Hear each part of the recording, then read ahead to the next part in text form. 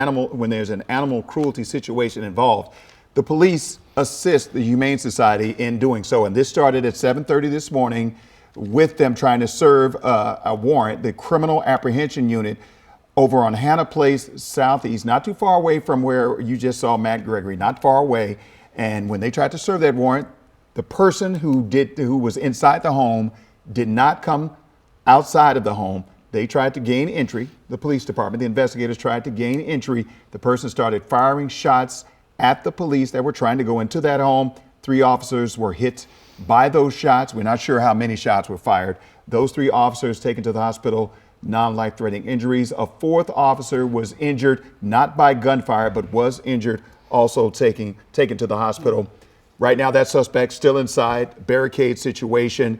The chief said that this suspect had fired at them, continues to fire shots, although we haven't heard anything about that. Matt Gregory was there and said he hadn't heard anything like that. But the chief said that suspect fired more shots after those officers were injured and taken away from the scene. Barricade situation, they are in contact with this suspect, trying to negotiate a peaceful end to this situation. Absolutely, absolutely. Meanwhile, they're asking anyone and everyone in the area to avoid this section of the district. And you've also got neighboring schools on lockdown still at this hour. Garfield Elementary School, Plummer Elementary School, both on lockdown. And you have KIPP DC, which is closer to the G Street location where our Marcela Robertson is live. And that school is on what's called secure, meaning that no one can enter and exit the building. And we've been keeping an eye on that situation.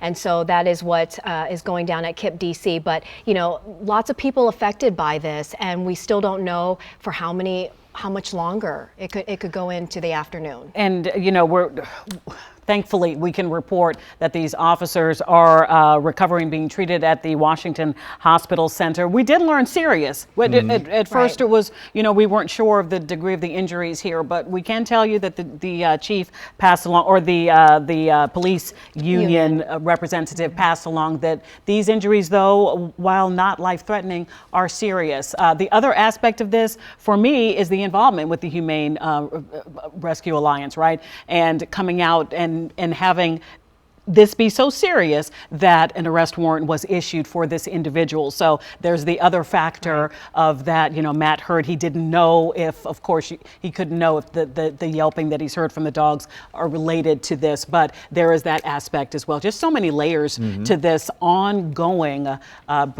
developing news out of Southeast Washington this morning. And you can imagine the parents. We talked about this all morning long as well, because when you have schools involved, you have the Garfield, Plummer, KIPP DC, Woodson, all in that same area. Parents going up to the school in the morning time. This started at 7:30. This whole thing started at 7:30 this morning. School time in DC starts at 8:45. Right in the thick of when you're doing drop-offs. And you're going up to the school as a parent and as a young child. You see yellow police tape, roads blocked off. Delia said that there were about 30 police cars at one point, with more cars coming. So you're a child and you're a parent, you're going up to school to start your day, and it's Valentine's Day. So you're thinking you're going to school to have some fun today with your balloons and your candy. And then you get up to the school and you see yellow tape, police cars, all of these things happening. And now all of a sudden your mentality changes. As a parent, you're concerned. And then you find out that the school's on lockdown and that another school is in secure status. It's got to be heartbreaking, frightening, all those other adjectives that you use to describe what happens when you see police at a school. Right. And that's just today, but that certainly will have a lasting impact for the parents and for school children beyond today. School should be a safe zone, but instead you're held there for your safety. We want to go back out now to Marcela Robertson there on the scene with new information. Good morning, Marcela. Hey guys, good morning.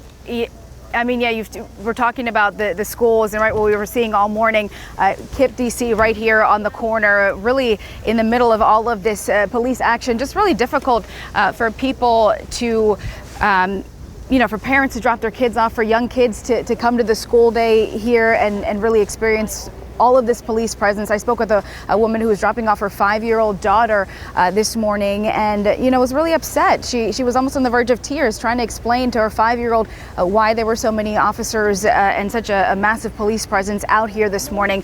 You had mentioned the balloons, right? We saw them coming into the school, and it's supposed to be just a regular day for kids, but unfortunately they are now in the middle of this barricade situation that is still ongoing. The school, KIPP DC, is in secure status, so essentially a lockdown. We have seen any students entering or leaving the building have been escorted out by an officer. So you can only imagine how scary that may be for, a lot of the students and parents in this area. At this point, we don't have any other updates, not a lot of movement. It does look like Matt Gregory, from his vantage point, is able to see a little bit more than we are this morning, but there is still a significant amount of police presence. We have seen the ATF agents kind of huddled around here a little bit.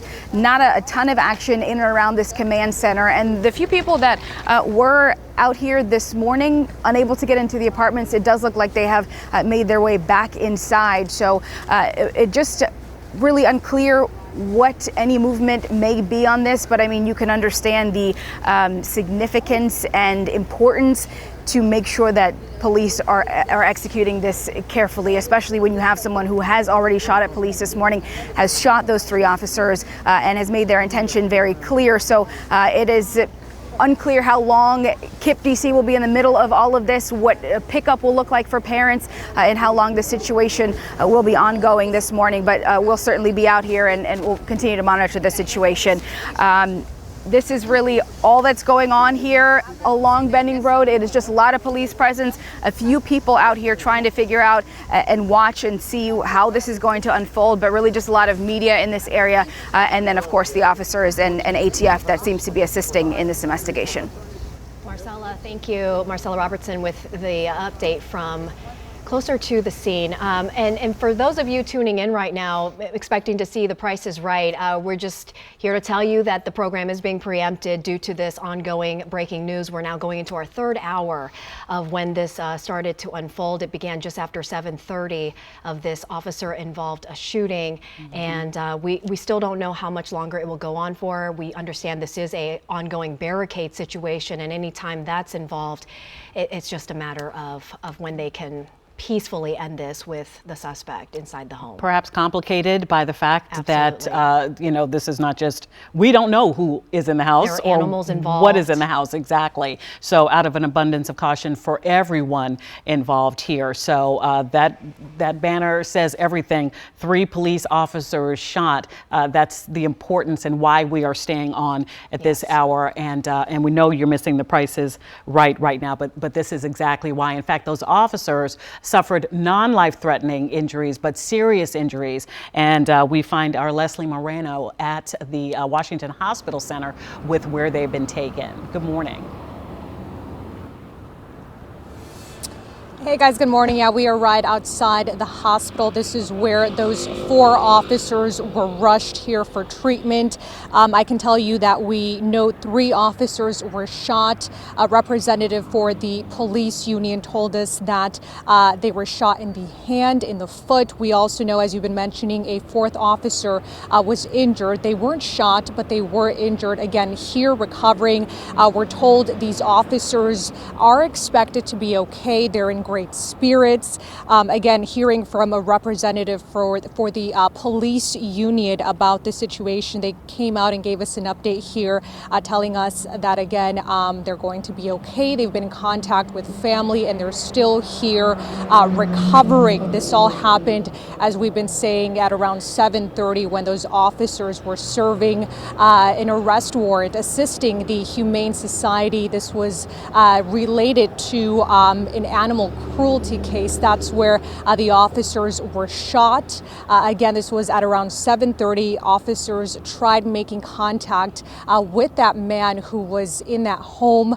As you heard earlier, that representative for the police union said we often want these sort of arrests, these warrants to be executed peacefully. That was not the case this morning, but again, he's glad that these officers are going to be okay. This certainly, as he said earlier, could have gone completely different this morning, but again, officers here are expected to be okay. They're still here recovering and again in great spirits. Guys.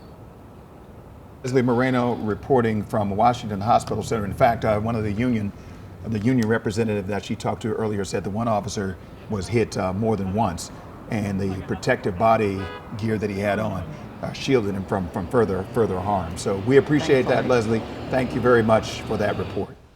Let's head back out now to Matt Gregory, who is, or when we last spoke to him, he was on Hannah Place. Good morning.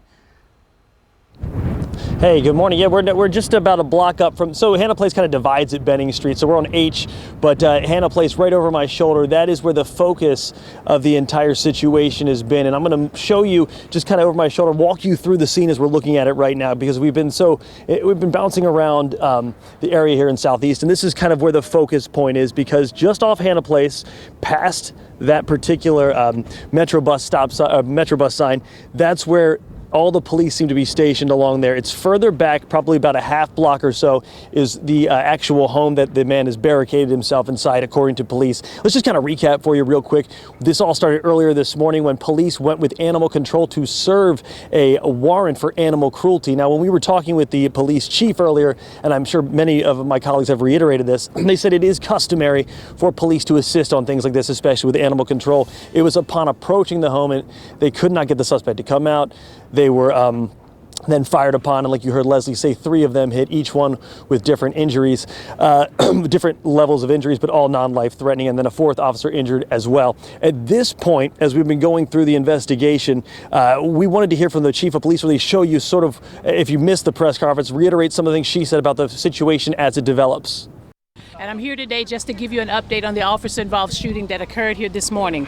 Our officers were assigned to our criminal apprehension unit, responded to the residents here in the 5000 block of Hannah Place, Southeast, to serve an arrest warrant that was occupied by the Humane Society for Cruelty to Animals around 7:30 a.m. this morning.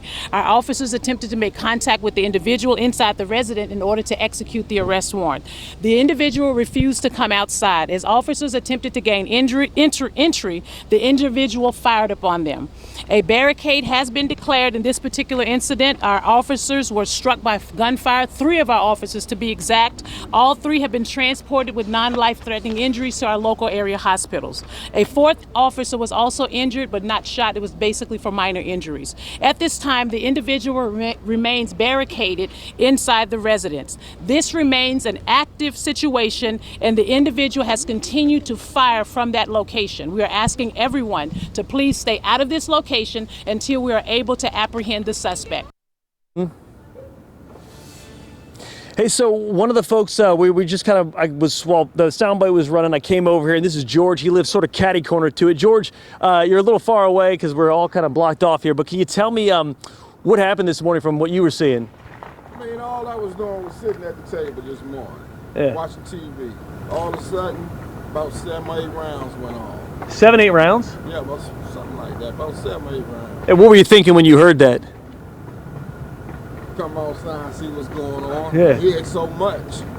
Wow. Yeah. So then, police start coming in. What are you seeing at this point throughout the morning as it develops? Actually, see about what? 8, maybe 9. Then all of a sudden, it was like there's about 50 police cars out here. 50 police cars? Yeah. Oh my gosh. And then they started roping it all. And when I came outside, that's what I saw happen. Yeah. Once I started hearing the police, all I done was peeped out the window, heard the front, and once I heard the rounds, I couldn't believe it was this early in the morning. Did you just decide to stay in for the rest of the day, or what are you thinking? No, I ain't staying in. I got to go out. Yeah. But it's happening around here so much, man. It is? Yeah. One thing, they need to clean that gas station now. I mean, they hang out all night, all day. They out here when you get up in the morning. Yeah. When you go to bed. And this, Is this something you've grown to expect around here, or what do you think? I've been here 30 years now. I ain't never expect this. Yeah. But it's happening everywhere. Yeah. George, thank you for your time. I appreciate it. So as we've been kind of working through it, as you can see, it's the whole situation here is kind of blocked off, where it's difficult to get to folks, to even get to some of the homes around here. We had to talk to George, like you saw there, through the fence. But one of the things I've noticed as we've been here is that there haven't been that many people coming outside right now, whether they've been told to stay in their homes from police, or whether or not they are sort of going through the scene themselves just out of fear and staying in their houses. That seems to be the situation. I hear some police sirens going on right now. Not sure if that's related. I'm going to swing you back around, if I could, just real quick, to show you the scene one more time before I pass it back to y'all. You can see just kind of over the corner, as you get closer in, it's still Hannah Place over there is sort of the main focal point of everything. And I haven't seen any police in tactical gear in a minute, but they're all sort of, they have been moving back and forth in between. So that's what the scene looks like here. I'm sorry for the kind of the different camera movements. I've been working my way around trying to talk to people while we've been here. As you saw, closest we get to George was through the gate. But yeah, guys, it's still a tense situation. As you can see, it's very hard to get people to want to talk about it. Understandable. You were talking to George. Matt, do you get the sense, because it just seems eerily quiet where you are, do you get the sense from George and others that you've talked to that they are able to come and go as they want?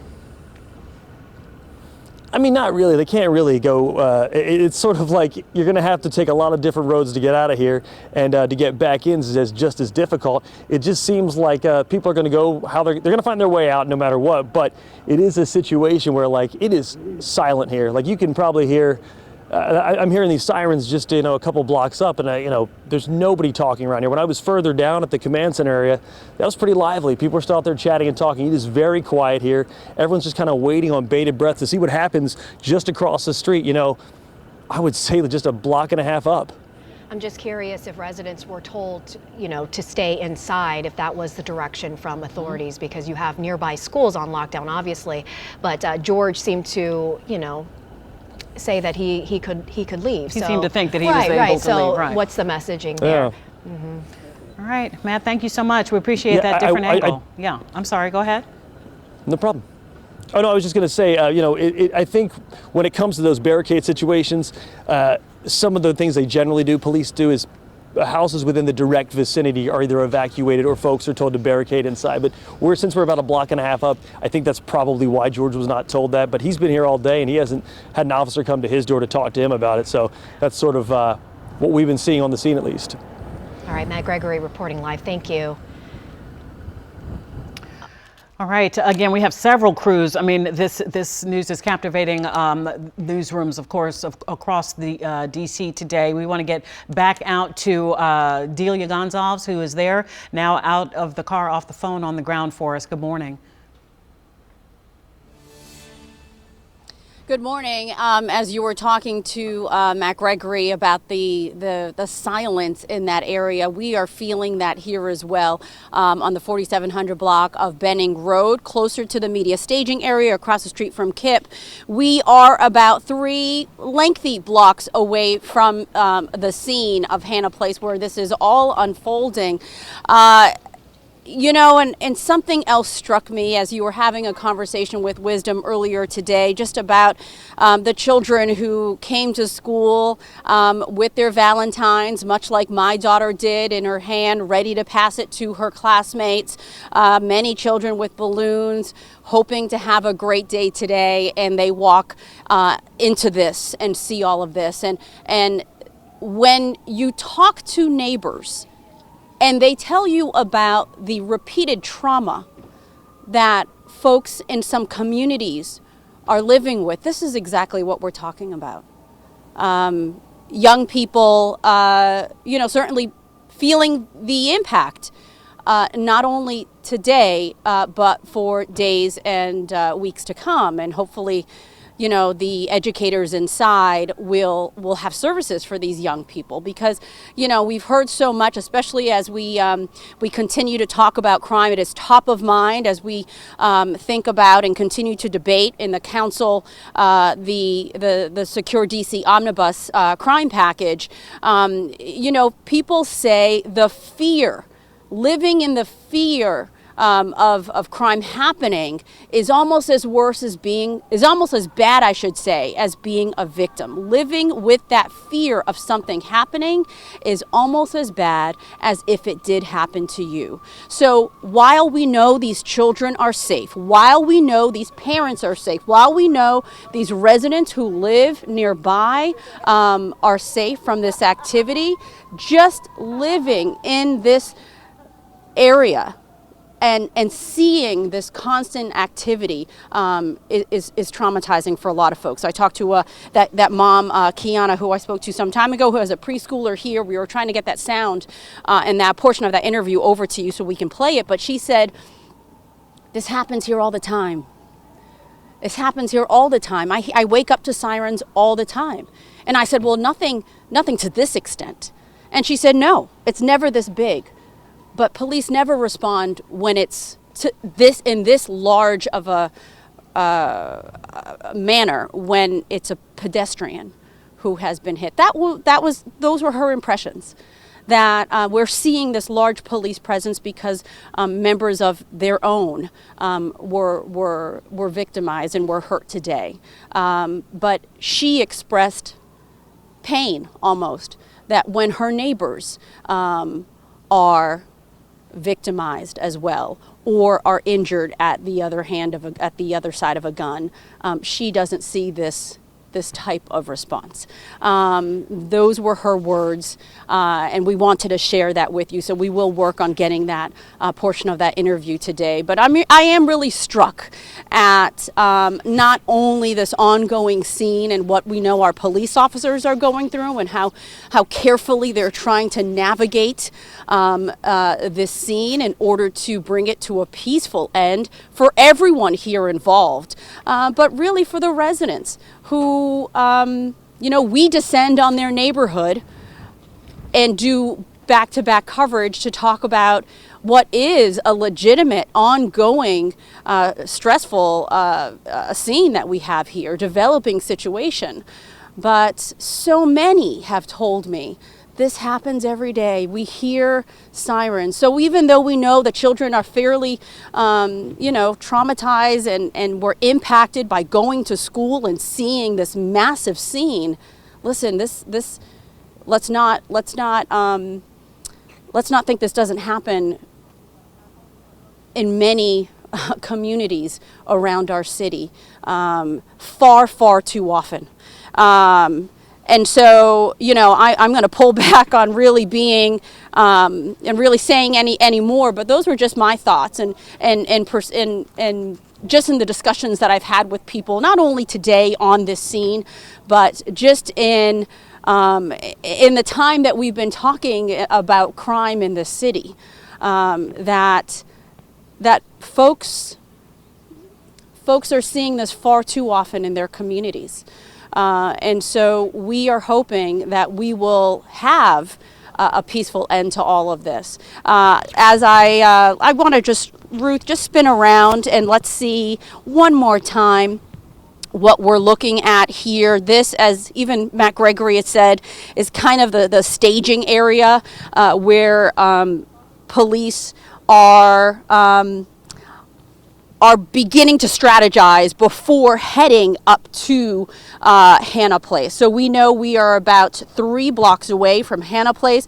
We saw an armored vehicle a short time ago in this general vicinity. It's not quite as packed with as many cruisers as we saw earlier today, but even beyond what our camera can even capture and what I can see further up the road where that light just turned yellow Marcelo, we're going further up the road, and that's where Hannah Place is. There are still several cruisers, and you're seeing a bit more activity there. And I do see some flashing lights. So this is a massive scene, and we certainly don't know when this will come to an end. Police will give us the all clear, of course, when they are able to get this situation under control. But it is eerily quiet. Everyone who was out here, the onlookers who are curious, have all gone inside.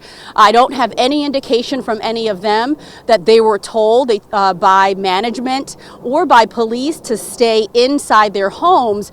They were just cautioned and told to stay away from the scene. But as Matt Gregory had reported, and as we have told you earlier today, throughout the day, that there are major roadblocks in this area. So it will be challenging for a lot of folks who do have to navigate to either pick up children at the end of the day or head to school later this afternoon. But right now we know the children are inside, they are safe, and those who are arriving are being escorted in by police. But really a very quiet scene outside of KIPP DC here on Benning Road and F Street. Back to you. And you just mentioned this, Delia. We've been talking about this all morning long about the schools that are involved in this area. We were talking about Garfield and Plummer that are on lockdown status, and we're also talking about KIPP DC and Woodson, which are on secure status. So inside the building, they're dropping their kids off. And then, well, they've already done that. They've already dropped their kids off for school for the day, and then the parents, the ones that left, and then everybody stays inside the school after all that has started and things started to escalate. And Delia, you mentioned we don't know when this will end, and so I'm curious. I know we're still trying to get in contact with schools and ask them about the plan moving forward. What will dismissal look like to make sure that the children are reunited with their parents safely? And hopefully it will all be over soon. Of course, we'll stay on top of it. And Delia, we have to let you go, but we hear you loud and clear that a police presence is seen in that area when it involves their own. We hear you loud and clear on that and what you've talked to neighbors about. So thank you so much for your insight. We do appreciate you. All right, Leslie Moreno has been outside of the Washington Hospital Center and joins us now. Hey guys, yeah, it's been a busy morning here at the hospital. We are camped right outside MedStar here. This is where 4 officers are currently being treated. 3 of those, we're told, were rushed here after they were shot. We're told these officers were shot. Locations, hand, foot. 1 officer shot more than once. And that 4th officer, we were told, was not shot, but they were injured. This all happening at around 7:30 this morning when officers were in a home in Southeast assisting the Humane Society with an arrest warrant. Officers were told tried making contact with the man inside the home. The man refused to come outside and fired at those 3 officers, again, who are currently here at MedStar Hospital. A representative for the police union came out just about an hour ago and gave us that update on police officers and how they're doing, telling us they are expected to make a full recovery, also adding that they're in good spirits. Again, we spoke with him. He says, they always hope that while serving these arrest warrants that they're peaceful and that there are no injuries. Unfortunately, that was not the case, but he does want to mention and say that he's thankful that these injuries, these officers, their injuries were non-life-threatening. And again, they are expected to make a full recovery. Their families have been notified, again, in great spirits. So we're hoping to get an update on their condition here, hopefully at some point throughout the day. Guys. Leslie Moreno for us outside of the hospital where those police officers were taken after being shot, trying to issue an arrest warrant earlier today at 7:30 today. So now we're going on hour 4 of this situation. Right, and this all started in the 5000 block of Hannah Place at around 7:30 this morning. We've talked to the police chief, Chief Smith, about this, and what was happening is there was a criminal warrant that was being served. Let's check in with Marcela. I was giving some background on what happened here. They were serving that warrant, shot to a person who was inside. That person refused to come out, shots were fired. The officers, the three officers, were hit by gunfire. Another officer injured, but not hit by the gunfire, in the hospital recovering. Now they're trying to get this suspect outside of that building, the apartment or townhouse or row house, by negotiating with him. So I'll turn it over to you now, Marcela, so you can pick up the story right now. Yeah, and guys, you know, from our vantage point about 20 minutes ago, I think you were able to maybe see it from a different camera, whether it was Delia's or Matt's, but there was an armored truck that was brought right past us, and then you're not able to see it anymore. So it does look like they may have brought it to potentially right in front of this house here. But again, still an ongoing investigation, this active barricade scene where 3 officers were shot this morning.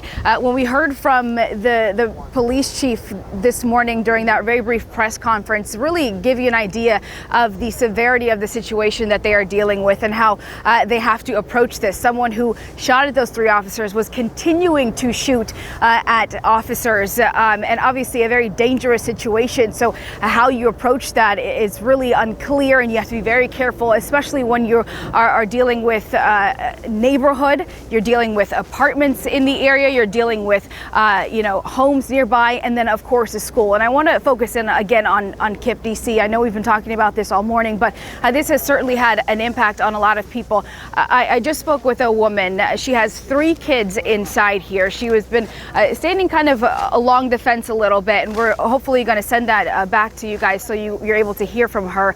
She has 3 kids that she dropped off here in KIPP. And she has been standing outside because she said she is really afraid and wants to make sure that her kids are safe. She says an officer has told her, reassured her that the kids are safe inside, but she says that it's really important for her to stand outside the school to ensure that her 3 kids are safe and to see how this all unfolds. She said that this morning she was getting ready, lives in the area, was getting ready to take her kids to school, heard the gunshots, and was surprised that it was so much police presence in this area, but says that she heard those gunshots, dropped her kids off, and says that she is standing out here just to make sure that her kids are safe, as this is still a very ongoing and active investigation. I asked her how long she plans to be out here, and she says until her kids are dismissed from school or until this all ends. So just to give you an idea of the impact that all of this certainly has, right, impacting neighbors who some of them were not able to get back into their homes, impacting the parents, impacting the students, and as we hear some of the sirens going on and off throughout the morning here, you can also see that, imagine, it looks like something's going on here in just a moment, so I'll send it back to you guys, but just to imagine how this has really disrupted the school day here for a lot of the parents and students. Guys? Hey, let us know when you know what is going on behind you. Thank you so much, Marcela. Just a touching moment. It's a mother dropping their kids off at school, and you do not expect. Just want to stand right there until they are safely in your care once again. Right. And those schools are in lockdown mode, but if you're a parent, you're dropping your kid off, it's not enough. For some people, it's just not enough. They're in lockdown mode, securing that area because the kids are on the inside. And nobody can get inside or outside at this point. So, yeah. Eric Flack, our chief investigative reporter, and joining us right now. Earlier, Eric, just minutes ago, Delia really opened up and shared the sentiment of residents and what they're feeling. Of course, this is not the first time that we have seen an officer-involved shooting, but I know you've compiled some information for us about that in the district. Yeah, really disturbing numbers nationwide.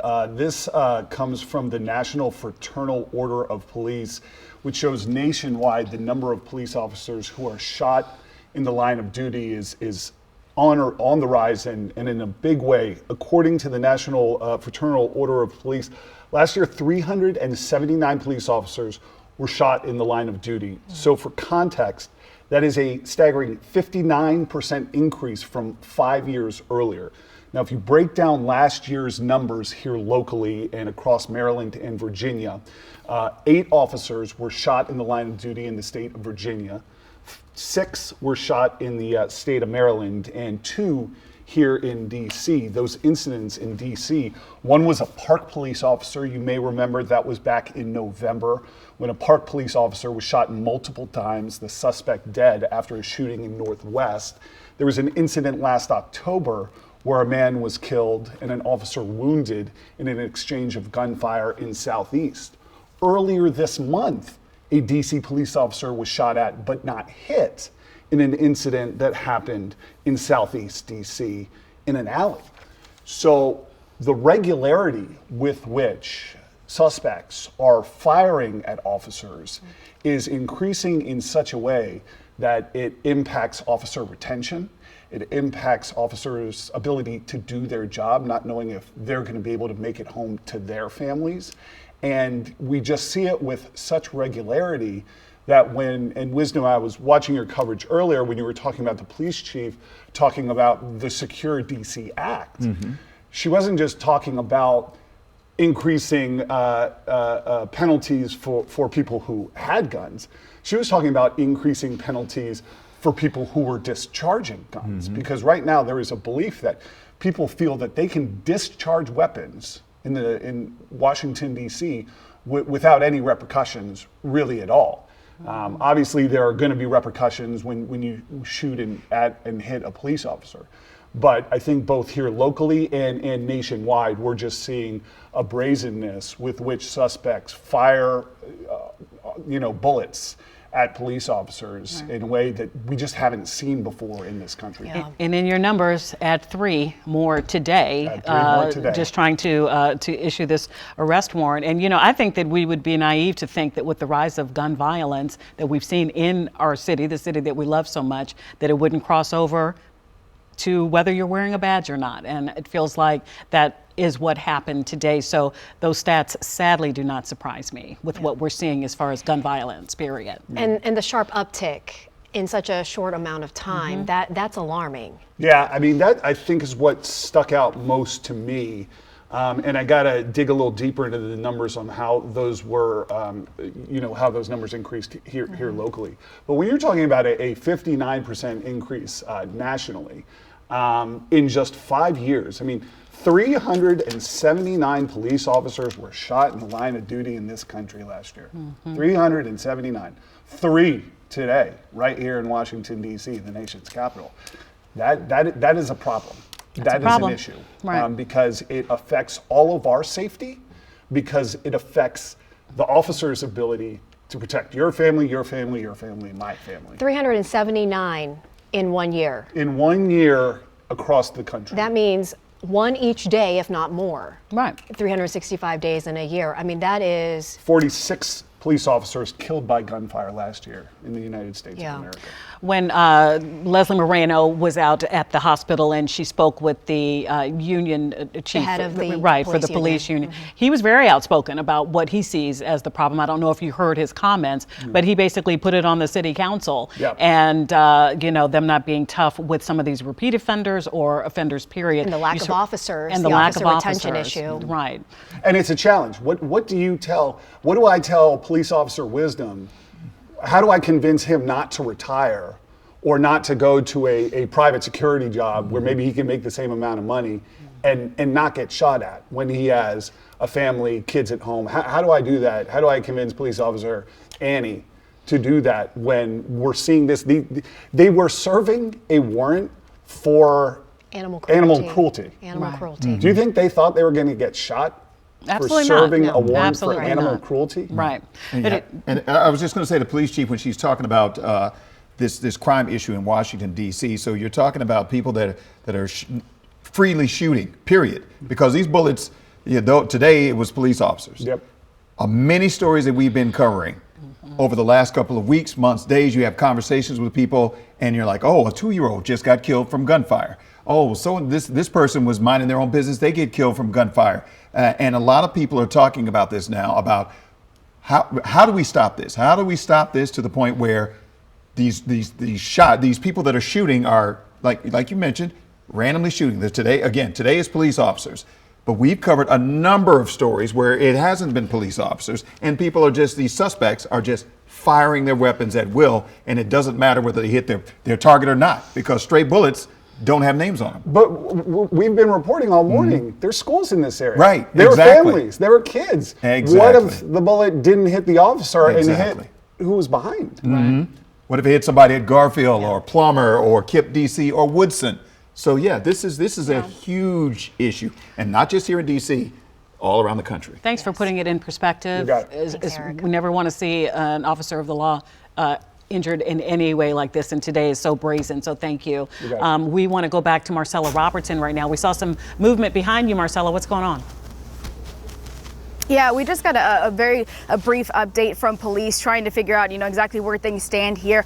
We understand that there may be another press conference or so within the next hour, an update there. At this point, this is still an ongoing barricade situation. This has not ended. Police tell us that they're still trying to communicate with the person inside. It doesn't seem that the person is communicating back with them, that the officers are still just trying to make contact with that individual inside. We are told that that person was still firing shots at officers. The last shots may have been fired about an hour or so ago. So again, that just gives you the idea of how dangerous the situation is for officers. It is why they want the media pushed so far back. It is why they have the schools in lockdown and they are escorting the students in and out of the buildings here. And so that is really the latest here. Again, hoping to get an update either way from police, whether this is still ongoing or whether this has ended in about an hour or so. But again, that is the latest, and it has really impacted a lot of the parents and students that we've been able to speak with so far. Before I send it back to you guys, I was telling you about a mother, a woman, Teresa Rosa. We're going to hopefully have some of her interview for you guys in just a little bit. But I was speaking with her. She has 3 kids inside of KIPP. She dropped them off this morning. Before she dropped them off, she heard all of the gunshots, heard the commotion. And then when she approached the school, she saw with her kids, 6, 7 years old. One is even younger than that. Saw the police, saw the sirens, saw the flashing lights, having to explain to her kids what's going on. Certainly scary moments for not only a mother, but also for those 3 children who are now safe inside the building. But she says that police assure her that the kids are safe inside, but she has not left here. She is outside of the school and says she will wait here until her kids are safely dismissed or until this situation ends, whichever comes first. So that just really gives you an idea of the impact that this is having in the community, for people who live here, for the officers, and obviously for the parents and students who attend KIPP. And then you also have Woodson High School right up here as well. So as far as the ongoing investigation, we're hoping to get an update within the next hour or so, but we understand police still trying to make contact and communicate with the suspect that is inside that home. Guys. And Marcela, real quick, we know for sure that Garfield Elementary School and Plummer Elementary and KIPP DC, they are currently keeping students safe. I know Garfield and Plummer on lockdown, KIPP DC is in secure mode. Have we touched base with the schools, or do we know if they have a plan in place just in case this bleeds into the hours of dismissal?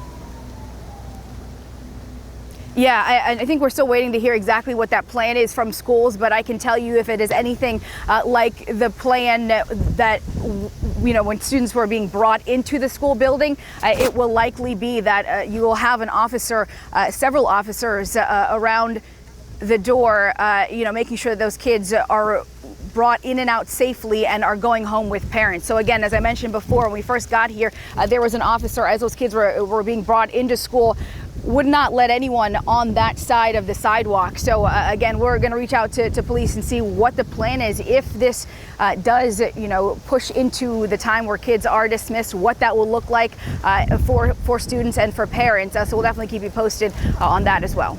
Right, Marcela, thank you so much for that. Right now, we do have a witness joining us by phone, Leavon Davis Sr. Tell us where you are, what you know about this situation. Are you safe? Good morning. Good morning. How are you? Doing okay. We just want to know what you're seeing or what you've been told so far, sir. Basically, I haven't been told anything. I just woke up to a massive shooting and saw police laying on the ground this morning. And I tried to get out to go for work because I have a business to run, open the store, and they were forcing me to go back into my home. And then all I basically saw was a lot of shooting kept going on from the house across the street from me. Shooting out. He's inside shooting out, basically. And then I saw the SWAT team pull up, and all I kept seeing was rounds of fire kept being shooting. Rounds of fire kept being fired outside of the door at the police. And you said you saw, let me just make sure I heard that right. You saw the officer get hit? No, I saw an officer laying in the street. Laying in the street. Yes, Okay. gunshots, bleeding. Okay. And so you're still in your home now, haven't been able to leave? No, I actually had to jump out my window to get to work.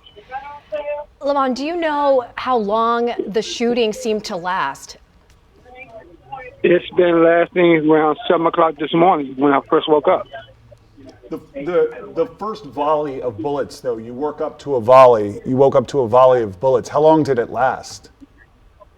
It lasted for a couple of minutes off and on, and then it kept. Then it got silent, and it started back again, and then it's been fire shots here and there, here and there, here and there. So I had to. I have a business to run, so I had no other choice but to jump out my window to open the store for my employees to be on time. When was the last time you heard some shots? How many minutes ago? How long ago was it since you heard some shots? That was right before I left. That was around 9:30. I assume you weren't looking out your window or watching, but after the officers got shot, as the shots continued, do you have any idea if the shooter was shooting at anybody or just randomly shooting out of the house? Random shooting inside, out of the house. Mm-hmm. And just to clarify, is that an apartment that they're barricaded in? From what you know, this is a witness account here again. If you're just joining us, it's a private home. I'm living in an apartment across the street from the house. And this is a private home. This is a private. Is it a row house? A single family home?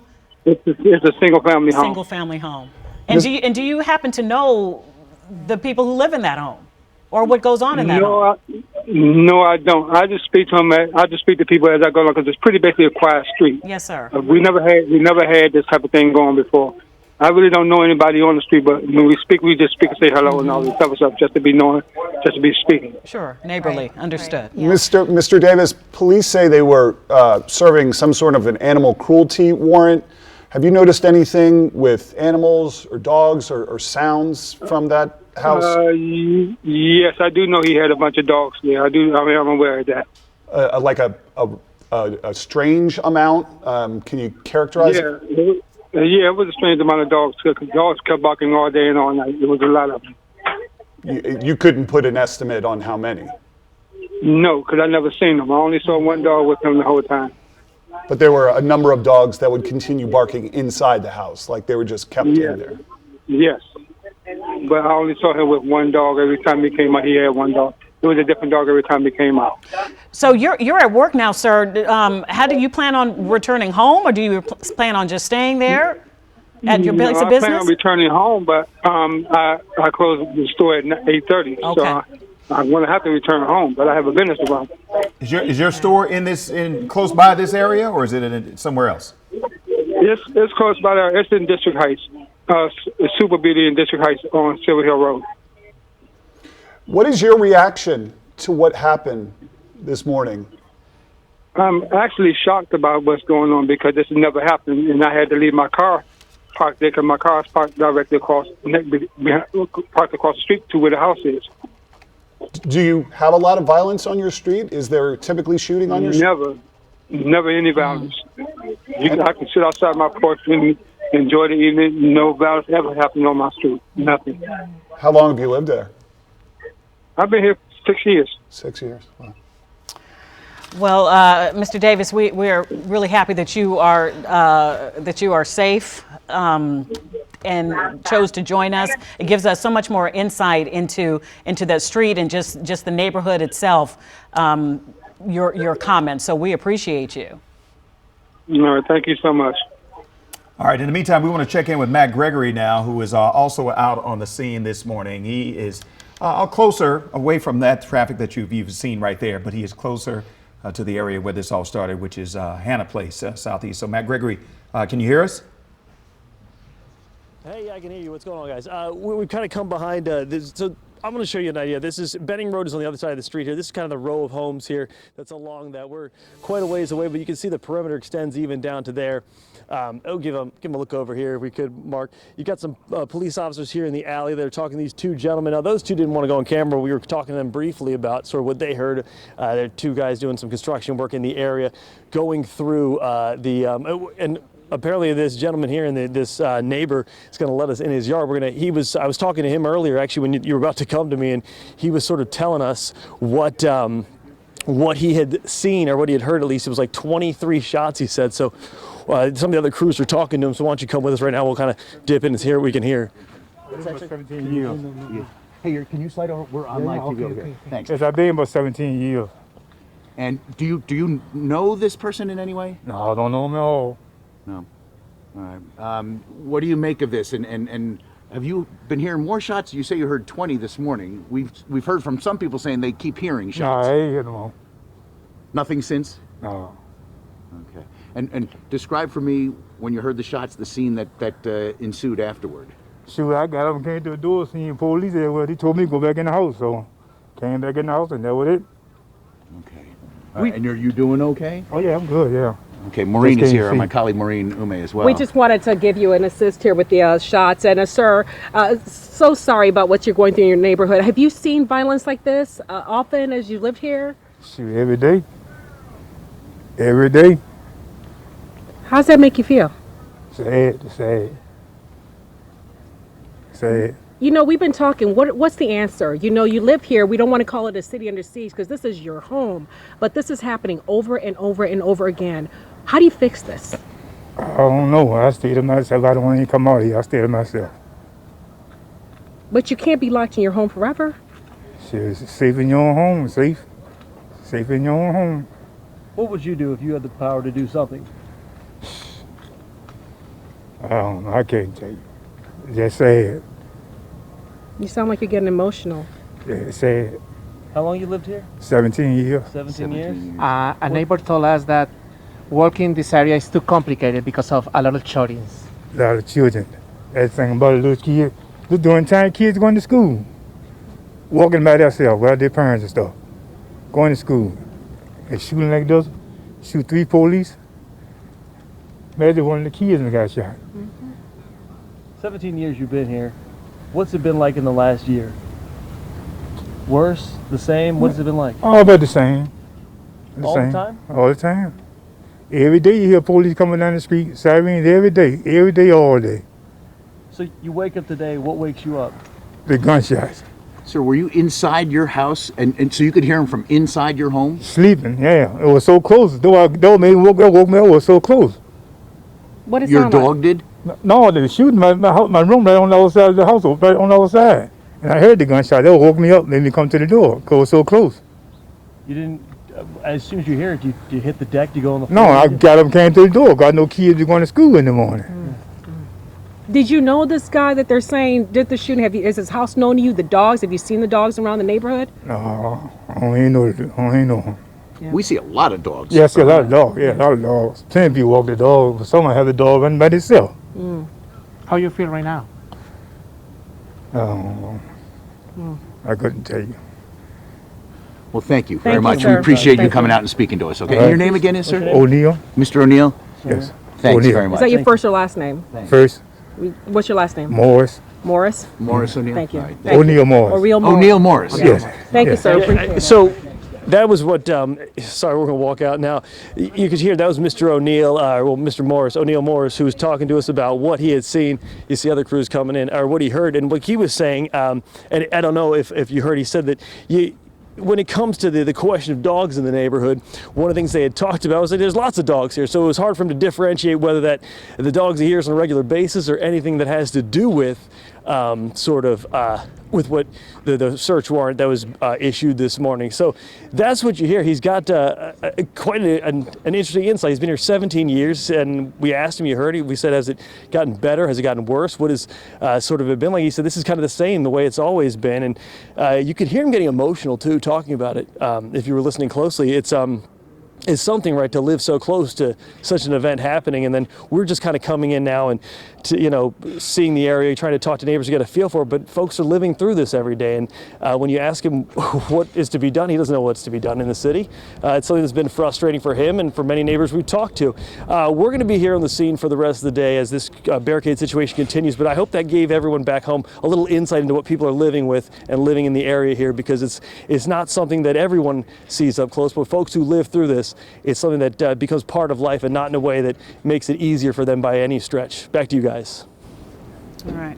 Matt, thank you so much. It's interesting, just so you know, we did speak with a witness who joined us by phone, and their experience was different. And as we know, in different neighborhoods, different sides of streets, maybe your experience is different. He called that, where at least his street, a quiet street. So it's just interesting to see that. What struck me, though, about the gentleman that you just talked to, he said kids walk to go to school. So he walked to his door, presumably just to make sure that no kids were caught in this crossfire. So this is, when we talk about some of the violence, we also need to remember that these are good, salt of the earth people who happen to be living in neighborhoods that sadly are hit with this kind of violence and doing exactly what they can. That really struck me with his conversation, and we're seeing him there. And we're seeing him there. What did you think about that interview? Yeah. Well, what I think about it is it's something you experience a lot as a reporter, right? You see these things happening quite often because that's what we're brought out to, for some of the worst moments in people's lives, to see them, to kind of hold it up to a microscope so people can see. And so, yeah, they're different sides of the street, right? Like the gentleman on the phone, I think I was listening, he said he lived, right across the street from the house, and this is kind of catty corner up the street. And I've heard from Mr. Morris and his neighbor that there's things happening just a block up that bother them. It really depends on, and this is true of most places that have an issue with violence going on. There could be nothing on one street, something a block and a half up. I think that was what struck me the most, was just his experience was he woke up to gunshots and it didn't have him hit the floor. He didn't lay down. He was used to it, so he got up and went to the door, and that was a part that I think is a little bit, at least for me, it's something that really sits in your head and you really think about. And for a lot of people, putting this into context, keep in mind that DC schools do not have the massive overall bus system like they do in Maryland and Virginia. So the kids have to either walk or take public transportation, or their parents or relatives have to take them to school. So this could have easily, like he mentioned in that interview, kids could have been anywhere. This was really early in the morning. I know DC school, or this DC school system starts at around 8:45, but kids, parents, anybody could have been walking, and this could have been even worse. Yeah. Reckless. Yeah, it's one of those things we've talked about a lot of times when you go to some of the.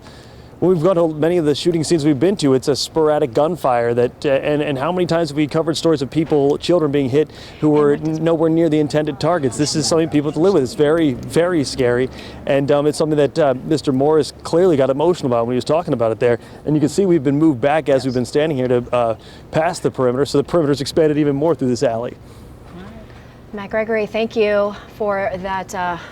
We'll check back in with you. Right now, though, we want to head out to Marcela Robertson. Marcela, we know the mayor just spoke, and I don't know if you had a chance to hear what she had to say, but she did address the media.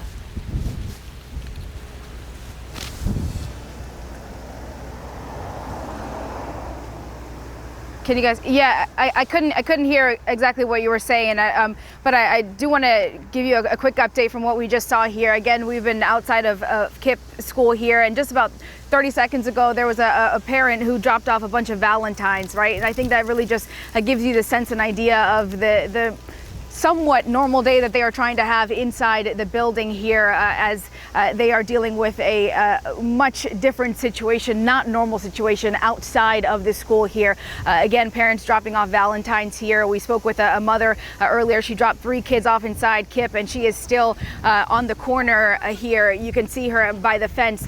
she said she is going to either wait for her kids to be dismissed or she'll wait for this situation to end. But she spoke with us earlier and says that she does not feel safe. She heard the gunshots this morning, dropped her kids off, and wants to make sure that they are inside okay. The latest update that we had from police was about 20 minutes ago. They said within the next hour they should be giving another update in the form of probably a press conference, whether or not there have been any changes in this ongoing investigation. We understand that the last time the suspect fired shots was about an hour and a half ago, and up until this point they have still been trying to communicate to try to make contact with that person inside the building, but still a significant amount of police presence here, as it does appear that ATF and MPD, ATF is helping MPD with this investigation as they try to end this all peacefully. Marcela, thank you so much. Thank you for your reporting this morning as well. Still waiting. We were told that Mayor Bowser was at an unrelated event, didn't spend much time talking about this. I'm sure she's trying to get all the information, but hopefully we can hear from her a little bit later. One of the questions I would have is to learn more about what police thought they were getting into when they went to that front door. We know it's a special unit that was serving warrants on violent felons. It was also a animal cruelty warrant. What did we know about this suspect's history? What did we know about the suspect's potential history with violence and firearms? Weapons, yeah. And you know, were they prepared for what the response that they ended up getting? Are the questions that are top of mind for me right now. And it sounds like there were, what we know so far, 4 officers that were together in serving this warrant, right? Because there were 3 officers that were hit. In conjunction with the Humane Rescue Alliance. Right. So it sounds like there were a group of officers that responded. But did they know? And that kind of speaks to what we were talking about earlier is, as an officer, you never know what you're walking into, really, at the end of the day. But thankfully, in this situation, they will recover, and that is what the mayor reiterated. You mentioned the unrelated event. She did just touch on the fact that the officers will recover and be okay. And one of the things physically be okay, but emotionally. And one of the things that the chief talked about was kind of what you mentioned. People wanted to know, well, who is this guy? What's his whole history? And she said that this is an ongoing investigation, and they were going to get into that at some point because this was so fresh. But that is interesting. What did they know about this person? Because it's not like, you know, this is what they do for a living. This is what this criminal apprehension unit does, which is serve these warrants to these violent criminals. And the union representative did say that it was an extremely dangerous position, or, you know, to have within the police department. Absolutely. So they already know that degree of, you know, violence that they could face. And in general, when police officers are serving warrants, and I heard Delia mention this earlier on in our coverage, they really never know what's behind that door. And so there are always going to be questions looking back on, could they have handled it differently to protect the officers? But hindsight is always 20/20. I'm just so I'm so that is a thankful layer that to that the part story. of I'm so thankful though that part of the story ends this way. Because when I think about how different this story could be going right now, you know, it's unnerving. Well, you can't imagine that the suspect knew where he was shooting, that he knew he was shooting a leg or a hand. They were just shooting. And I've known people who have been with these warrant units in DC, and they do normally, under normal circumstances, when they are approaching, they have background. They know exactly who they're going there to get, why they're going there, who this person is, the whole background. I know a lot of people who work with this unit, and they say, we know what we're doing when we go there. We know who we're dealing with. So it'll be interesting to see what comes out of this with this investigation. All right. Well, thank you for joining us. We'll be back in just a moment for your news at noon with more on this breaking news story. Simone and Larry join you next.